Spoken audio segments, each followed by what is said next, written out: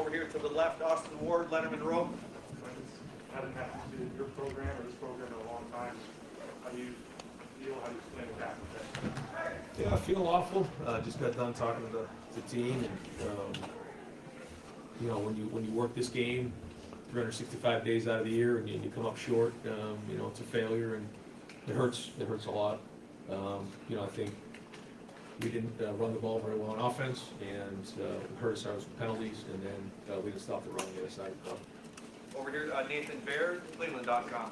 Ryan, with conditions like this, with an opponent like this, is a mental challenge that goes into a game like this. How do you feel like, considering the penalties, considering the mistakes, that you guys did with that mental challenge? Well, I mean, you know, both teams have to play with the conditions, and you know, whether that played into it or not, I don't know, but I just know that you know, we didn't get the job done today. Over here in the left row, middle, Jared Smalley, WCMH. Ryan, can you explain the impact Michigan's run game had on the game? They only threw it 19 times, but the way that they were able to manufacture first downs, how did that keep going heels? Yeah, and they, you know, you feel like they control the game when that happens. You know, they just stayed on schedule the whole time, and that was the recipe I'm sure they had to win the game. And you know, we weren't able to stop that, and that's really, really disappointing, especially when you know they're going to do it. So, you know, got to take a hard look and figure out why that was. We're going to go over here to the right, Dan Hope, 11 Warriors. Ryan, it seems like a lot of good Michigan State guys went today. Looking for you guys, seems like it just wasn't today. I mean, is there anything you can point to look at why things didn't click this week the way they did last week? I mean, when you know, take care of the football, then you give yourself a chance. When you you know, play clean, don't have penalties, you give yourself a chance. When you run the ball and stop the run, you give yourself a chance. Not all those things happen today, and you know, when that happens and they're controlling the game, you know, and controlling the ball, and we're not getting stops on defense, you know, all those things add up.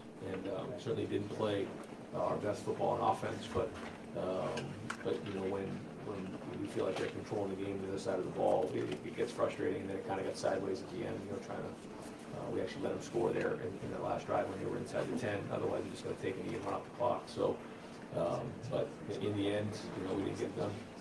Gentleman right behind Dan. Yes, sir. Talk about Michigan. You Michigan's offensive line has, but you're an assessment player. No, I mean, obviously, when you're on schedule like that, and you're running hard, and a lot of good things are going to happen, and you know, you got to figure out and get on the film and figure out why that was on our side of the ball. But certainly, you know, hats off to them; they did a good job. Going to go over here to the left, Bill Landis, The Athletic. Ryan, not scoring before the half, and then coming right out in the first half, they stopped going on 3rd and 2 there, I think it was, and then they scored. How did you feel like that changing? I think you guys responded to the game sort of, you know, determined that it was in the Yeah, I thought we did a good job right after that of kind of responding. You know, we kept fighting, you know, but we weren't able to turn the tides. And like you said, that's always a big part of the game. And I felt like, you know, even getting 3 points at the end of the half and getting the ball back, we were going to come down and score with that first possession. You know, we really would have got some momentum going, but we didn't. And then they came right down and scored. So, you know, and then you just felt like you never could get the ball back on offense, and that's a bad feeling as well. You start to force it a little bit too much and don't establish the run when you're in that situation. So, you know, this one hurts. Over here to the far right, Stephen Means, Cleveland.com. Right, CJ has been pretty protected all year. He's got to be chilling back there outside 4 times. Do you feel like you're on the line, getting the push, and you get to that? You know, when you throw it, you know, I guess we threw it 49 times, and you know, there was more attempts than that because we had a couple scrambles and some sacks. So that's too much. You know, that's putting a lot of stress, especially with the D line that these guys have. So, you know, and there were some penalties, and that was really frustrating because that got us off schedule on offense.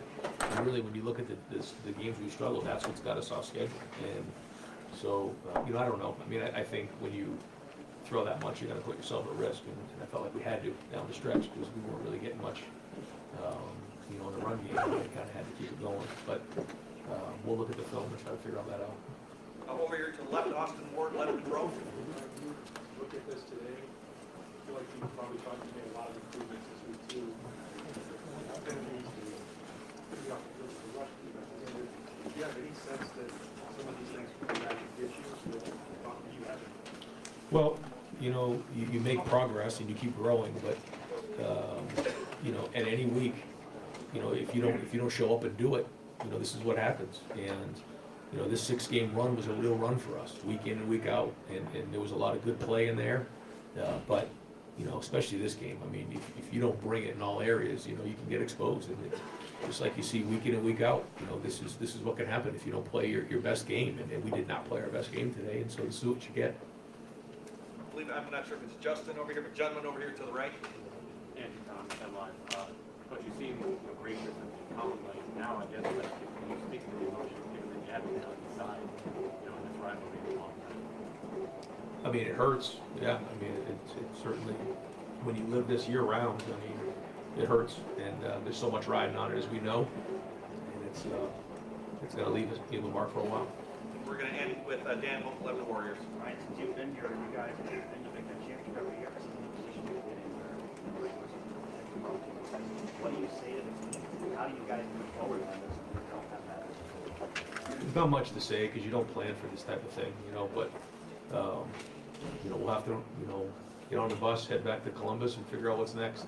You know, haven't really had time to process all of that. But, I know for, especially for the younger guys, who have had to play a lot this year, there's a lot to be learned from this.